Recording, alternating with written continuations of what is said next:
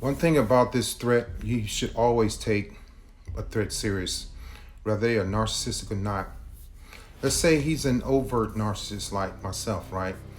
One thing I had going inside of me was a lot of jealousy that I would never admit to.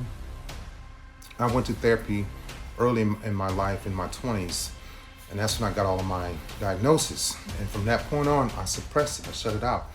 But narcissistic people, overt narcissistic people, covert narcissistic people will go into a rage, and at times they may even harm themselves to get your attention.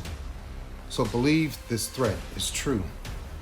In 1992, I stalked my ex-girlfriend. I didn't stalk her to hurt her. I stalked her because I wanted answers, but she didn't owe me answers. She didn't. But I couldn't. Narcissistic people don't like to be told no. They don't like to be told what to do. They don't like to be ignored. Just a few things that they don't like. There's many more. But when she got away from me, she started dating a guy, and I threatened her, but what stopped me from following through with the threats was that I was in the military. I was a first class in E6, and I had a lot going for myself. But when a narcissistic person, let's say an overt narcissistic person, is hurt, is pushed back on their heels, finds out that you are dating somebody else, they will try to hurt or harm you or get close to you to scare him away by any means necessary. I was hiding in bushes.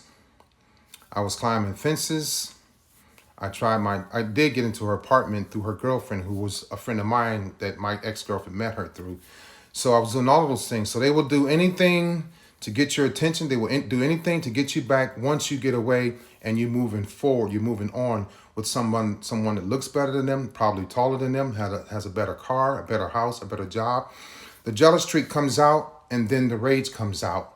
And then what they want you to do is feel sorry for them by harming themselves or scaring your new boyfriend or husband away. They will do anything by any means necessary. So you should trust what they say, he or she, and they will act on it. While they are acting on it, they will try to get other people to support their grief, their acts of violence, or their verbal abuse. Once they realize that they can't get you back, and you are with somebody else, and you're in love with somebody else, or like somebody else, or have moved on 100%, they cannot handle that, and they will do anything, again, by any means necessary, to hurt, harm you, or break your relationship up with your next person. Keep that in mind. Believe what he is telling you, please.